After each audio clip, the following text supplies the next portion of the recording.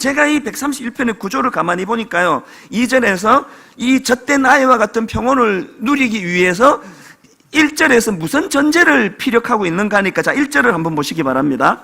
여호와여, 내 마음이 교만하지 아니하고 내 눈이 오만하지 아니하오며 내가 큰 일과 감당하지 못할 놀라운 일을 하려고 힘쓰지 아니하나이다.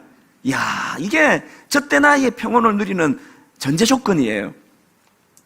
그래서 이걸 내가 여러 번역 성경들을 다 보니까요, 이 1절과 2절의 상관관계가 참 재밌고 묘하더라고요. 자, 쉬운 성경으로 1절 이렇게 번역합니다. 여호와여, 제일 먼저 조건, 내 마음이 허황되지 않으며. 이 허황된 꿈에 부풀어 있는 분들은요, 자기 행복을 빼앗아가는 거예요. 내 마음은 허황되지 않으며 나의 눈은 교만하지 않습니다. 나는 커다란 일들에 관심을 두지 않으며 너무 놀라운 일들에도 관심을 두지 않습니다. 그러고는 2절에서 이 접속사를 보세요. 그 대신 나는 잠잠하고 조용히 있습니다. 내 영혼이 어머니와 함께 있는 젖된 아이와 같습니다. 이걸 표준 세번역으로 보니까 또 이렇게 번역합니다.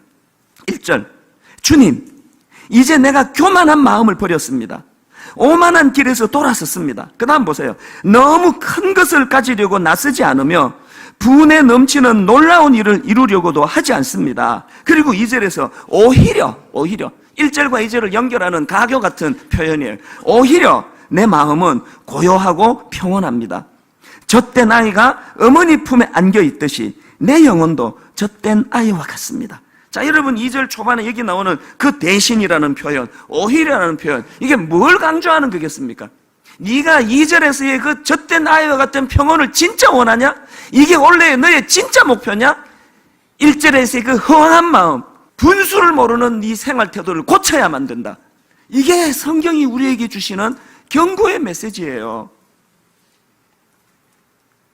제가 참 놀라운 건요, 이런 성경의 이 경고의 메시지들을요, 오늘 우리 시대에 세계적으로 유명한 석학들이 이 성경 말씀을 증명해내는 것 같아요. 제가 최근에 읽은 책 중에서 위대한 기업은 어디로 갔을까? 이런 제목의 책이 있는데, 이 책의 저자는 유명한 짐 콜린스, 미국 스탠퍼드 대학교 경영대학원의 교수, 세계적으로 그 경영 컨설트를 잘하기로 유명한 교수 아닙니까? 이분이 쓴 책이에요. 이 책에서 이 짐 콜린스 교수는 뭘 이제 그 연구를 하는가 하면은, 왜 한때 잘 나가던 대기업들이, 위대한 기업들이 몰락해 가고 있느냐? 왜 한때 잘 나가던 기업이나 역사상 가장 위대한 기업들 상당수가 몰락했을까? 이 문제 제기를 이제 가지고 수년에 걸쳐서 이제 프로젝트를 가지고 연구를 한 거예요. 그래서 이 교수가 내린 결론이 뭐냐 하니까요, 그 책에 보니까 이 기업이 몰락하는 과정을 5단계로 그려요.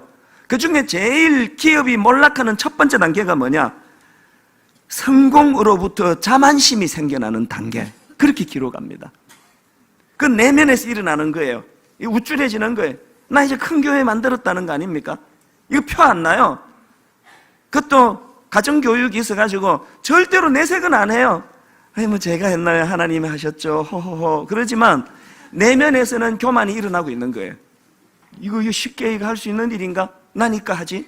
이게 망하는 첫 단계래요. 그 다음 두 번째 단계가 뭐냐? 원칙 없이 더 많은 욕심을 내는 단계예요. 첫 번째 단계가 내면에서 불씨가 제공됐다면 이걸 꺼트리지 않으면 이제 이것이 이제 본격적으로 망하는 길로 발걸음을 떼는 첫 단계가 욕심이라는 거예요. 욕심.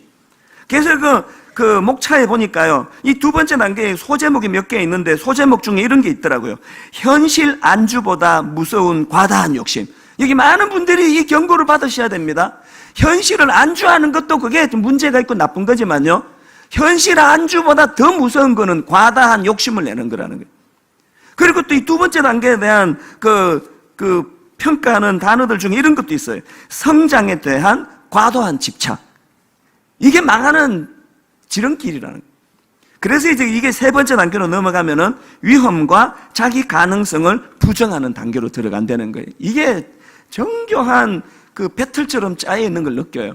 마음에 있는 이 교만이 이게 사그라들지 않으면 욕심으로 표출이 되고, 이 욕심이 현실에 누구나 다 볼 수 있는 위험을 볼 수 없이 눈을 가리게 만들어 버린다는 거예요. 그래서 그 책 맨 앞페이지에 보면은 이런 굵은 글씨의 타이틀이 있는데 이렇습니다. 승승장구하느냐, 콤마, 실패하느냐, 콤마. 이 모든 것이 주변 환경보다는 스스로 어떻게 하느냐에 달려있다. 그 책의 엑기스 결론이 그거예요. 제가 놀라는 게요, 이 대학자가 연구하고 수년을 연구해서 만드는 이 결론을요, 놀랍게도 성경에 2000년 전에 기록된 성경 이미 다 나와 있습니다. 그만 그냥 머리 싸매고 연구할 거 없이 성경 읽으면 돼요. 근거를 제가 대보겠습니다. 우리가 잘 알고 있는 사도행전 20장에 보면은요, 바울이 이제 에베소 교회에서 목회를 하다가 이제 그 목회지를 떠나갑니다. 그래서 이제 그 교회 장로들을 모아놓고 고별 설교를 합니다. 그 분위기가 얼마나 비장하겠습니까? 그 고별 설교에서 바울이 무슨 말을 하는가 하니까 자기의 지난 시간 이렇게 회고합니다. 우리 사도행전 20장 18절 19절을 한 목소리로 같이 한번 읽어보시겠습니다. 오매 그들에게 말하되 아시아에 들어온 첫날부터 지금까지 내가 항상 여러분 가운데서 어떻게 행하였는지를 여러분도 아는 바니 곧 모든 겸손과 눈물이며 유대인의 간계로 말미암아 당한 시험을 참고 주를 섬긴 것과. 저는 이 말씀을 읽으면서 저의 은퇴를 생각해요. 하나님, 제가 은퇴하는 날 바울처럼 이렇게 고백하기를 원합니다. 근데 저는 이 바울의 지난 목회를 돌아보는 눈물의 고백 가운데 눈에 들어오는 게 이거예요. 19절 말미에 나오는 시험을 참고 주를 섬긴 것. 주를 섬기려면 시험을 참아야 된대요. 근데 여기서 이 시험이라는 이 표현이, 단어가 굉장히 중요한데요. 이게 원어인 헬라어로 보면은 페이라스모스라는 단어예요. 이게 왜 의미가 있는가 하면은요, 총신대 신약학 교수를 지냈던 유상섭 교수라는 분이 쓴 책이 있습니다. 분석 사도행전이라는 책이 있는데요, 그 책에서 이 유상섭 교수가 강조하는 게 뭐냐면은 바울이 페이라스모스, 이 시험이라는 단어를 페이라스모스로 표현할 때에는 주로 예수님의 사역과 연관해서 이 단어를 사용한다고 그렇게 주장을 하는 거예요. 그러고 보면요, 누가복음 4장에서 예수님이 마귀에게 시험 당했던 대표적인 시험 아시죠? 공생에 시작하기 전에 3가지 시험을 당하시잖아요. 예수님이 그 마귀의 시험을 잘 이기시고 그것을 이제 정리하는 구절이 누가복음 4장 13절인데 한번 보시기 바랍니다. 마귀가 모든 시험을 다 한 후에 얼마 동안 떠나니라. 놀랍게도 여기 나오는 마귀가 모든 시험을 다 한 후에 하는 이 시험이 바로 페이라스모스예요. 자, 여러분 한번 생각해 보세요. 누가복음 4장에서 공생애를 시작하려는 예수님에게 마귀가 3가지로 주님을 시험하는데, 여러분이 양상은 3갈래지만 뿌리는 같은 거예요. 마귀의 시험의 핵심이 뭐예요? 십자가 지지 말라는 거예요. 높은데 주님을 혼미하게 데리고 가가지고는 온 천하를 다 보여주면서 이거 다 누리라는 거예요. 마귀의 시험의 핵심이 뭡니까? 예수님의 내면을 흔드는 거예요. 누리라는 거예요. 즐기라는 거예요. 기뻐할 수 있는 길이 있다는 거예요. 예수님이 그걸 견뎌내셨다고 성경이 기록하는데, 지금 바울이 자기 목회를 되돌아보면서 내가 주를 섬긴 것과 하는 바로 앞에 시험을 참고가 이 페이라스모스라는 거예요.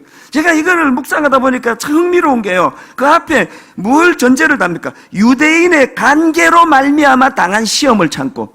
그러니까 바울이 자기 삶을 되돌아보니까 목회 가운데 겉으로 보기에는 유대인의 관계, 유대인의 핍박, 유대인의 공격, 이게 자기를 괴롭히는 시험 같지만 사실은 그게 아니라는 거예요. 그 시험도 있었지만 결국은 바울 내면에서 일어나는 이 욕심, 분수를 모르고 끝간데 없이 가고자 하는 마음에서 일어나는 이 욕구, 이거를 이기고 싸워낼 때 온전히 주님을 섬기는 종이 되더라는 거예요.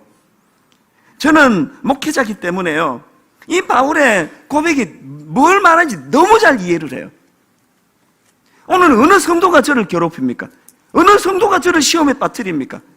아무도 저를 시험에 빠뜨리지 못합니다.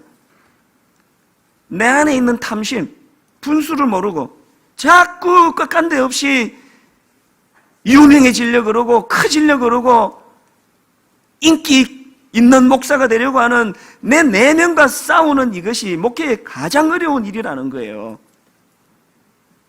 이게 참 흥미로운 건요, 이 신약에서 페이라스모스라는 단어가 또 한 번 더 나오는데요. 그게 야고보서 1장 14절 15절입니다. 자, 보십시오.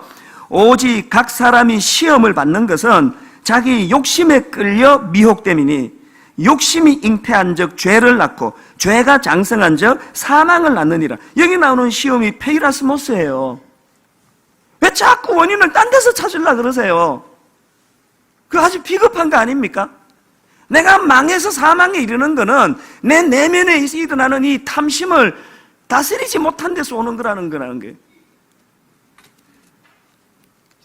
제가 왜 어느 선교단체에서 이사장이 좀 돼주세요.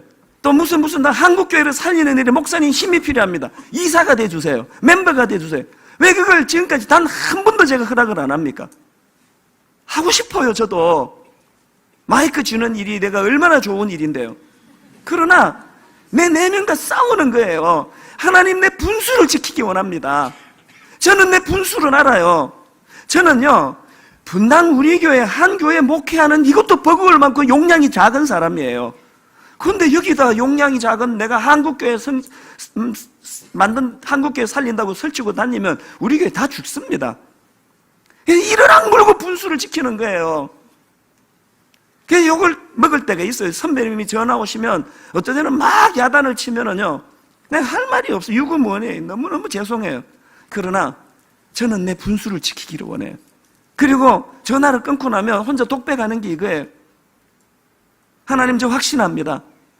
오늘 어려움을 당한 한국교회 살리는 건 몇몇 슈퍼맨 목사들이 모여가지고 한국교회 살릴 수 있는 게 아니고 이 땅의 모든 목사들이 각각 자기 분수를 알고 자기 교회, 자기 맡겨진 일에 최선을 다하는 이런 일이 일어날 때 위기를 만난 한국교회 살아날 줄 믿습니다. 하나님, 제가 내 자리 잘 지키게 해주시기 원합니다. 이게 제가 하나님 앞에 꿈꾸고 기도하는 기도 제목이에요. 용량이 제가 더 컸으면 얼마나 좋겠습니까? 분당 우리 교회도 컸더니 목회하면서 그냥 한국교회도 막 살리면 내면서 빨간 망토 두르고 막 휘젓고 다닐 수 있는 능력이 제게 있었더라면 얼마나 좋겠냐고요. 불행하게도 저는 그런 사람이 아니에요. 지금 한 교회 목회하는 것도 버거워 정신이 없는 사람이에요.